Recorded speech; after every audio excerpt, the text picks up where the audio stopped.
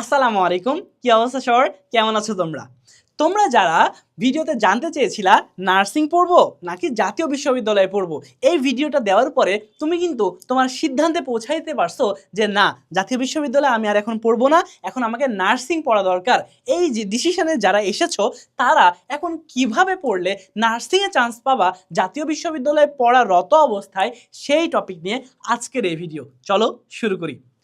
প্রথমত, তোমার জাতীয় বিশ্ববিদ্যালয়ে পড়াশোনারত অবস্থায় তোমার তো এক্সাম থাকবে, ক্লাস থাকবে। তো তোমার উচিত হবে যেই ক্লাসগুলো সবচেয়ে গুরুত্বপূর্ণ, না করলেই না সেই ক্লাসগুলোতে অ্যাটেন্ড করা এবং পরীক্ষাগুলোতে অ্যাটেন্ড করা। সো সেক্ষেত্রে শুধু প্রয়োজনীয় ক্লাস এবং পরীক্ষায় অংশগ্রহণ করাই হবে তোমার একমাত্র কাজ। তাছাড়া অন্য জায়গায় সময় নষ্ট করা তোমার কখনোই উচিত হবে না যদি তুমি একজন অ্যাডমিশন ক্যান্ডিডেট হয়ে থাকো। যদি নার্সিংয়ের প্রিপারেশন নাও এবং অ্যাডমিশন ক্যান্ডিডেট হয়ে থাকো নার্সিংয়ের, তাহলে অন্য জায়গায় সময় নষ্ট করা তোমার কখনোই উচিত হবে না।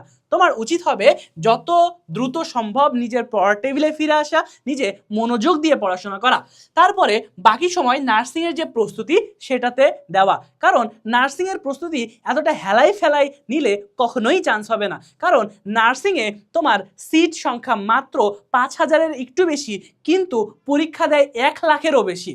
চিন্তা করছো, 1,00,000 স্টুডেন্ট পরীক্ষা দিচ্ছে প্রতি বছর, ডিপ্লোমা, বিএসসি অ্যান্ড মিডওয়াইফারি সব মিলে, যে এই নার্সিং ভর্তি পরীক্ষায় সরকারিভাবে একটা সিট পাওয়ার জন্য। ক্লিয়ার?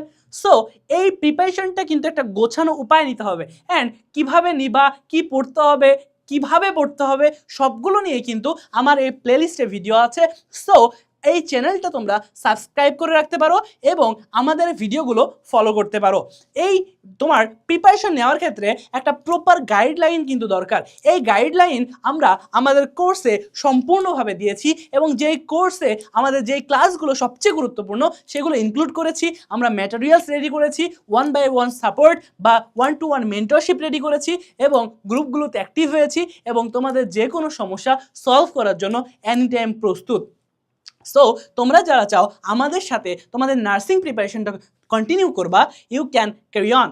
ওকে, তারপরে নির্দিষ্ট ডেইলি স্টাডি রুটিন। তোমার কিন্তু একটা নির্দিষ্ট ডেইলি স্টাডি রুটিন থাকবে যে কোন সময় তুমি আসলে কি করবা, কখন পড়াশোনা করবা, কখন খেলাধুলা করবা, বা পড়াশোনা যে করবা এর মাঝে কোন সময় কোন সাবজেক্টটা পড়বা, এইভাবে একটা রুটিন রাখবা।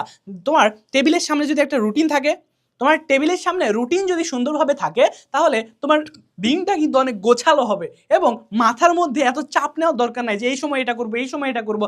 Just take a note paper and note down it. মানে কি তুমি করবা সারাদিনে সেটা একটা খাতায় লিখে ফেলো, করা হলে টিক চিহ্ন দাও, করা হলে টিক চিহ্ন দাও। এইভাবে তোমার লাইফের কাজগুলো সাজাও, কাজগুলো করো, দেখবা তুমি অনেক ইফেক্টিভ ওয়েতে টাইমগুলোকে বার্ন করতে পারবা। তারপরে তোমার অনুসরণ করো এবং অনুশীলন করবা, যে কোশ্চিনগুলো পড়বা সেগুলো নিয়মিত অনুশীলন করবা এবং নিয়মিত এক্সাম দিবা। তোমার নার্সিং অ্যাডমিশন টেস্ট ছাড়াও প্রত্যেকটা অ্যাডমিশন টেস্টের জন্য পরীক্ষা দেওয়া অনেক গুরুত্বপূর্ণ। কারণ পরীক্ষা হলের একে তো অনেক বেশি প্রেশার থাকে, তাছাড়াও এই কোশ্চিনগুলো কিভাবে আসতেছে, কিভাবে অল্প সময়ের মধ্যে সলভ করা যায়, এই জিনিসগুলো তুমি বুঝবা না যদি না তুমি নিয়মিত পরীক্ষা দাও। সো একটা ভালো প্রতিষ্ঠানে একটা তোমার গুণগত মানসম্মত একটা কোশ্চিনে পরীক্ষা দেওয়াও কিন্তু গুরুত্বপূর্ণ। এখন কেন গুণগত ভালো প্রতিষ্ঠান এই দুইটা কথা ইনক্লুড করলাম? কারণ তোমার কোশ্চিনের মান যদি ভালো না হয়, ধরো আমি চ্যাটজিপিটিকে বললাম যে ভাইয়া আমাকে 100টা কোশ্চিন করে দাও, তো সে কিন্তু ইজিলি এনি টাইম কোশ্চিন করে দিবে, কিন্তু কোন কোশ্চিনটা নার্সিং ভর্তি পরীক্ষার জন্য গুরুত্বপূর্ণ সেটা যদি ম্যানুয়ালি তোমার তোমার না করো, ভেরিফাই না করো, তাহলে কিন্তু তোমার পরীক্ষা দিয়েও লাভ হবে না।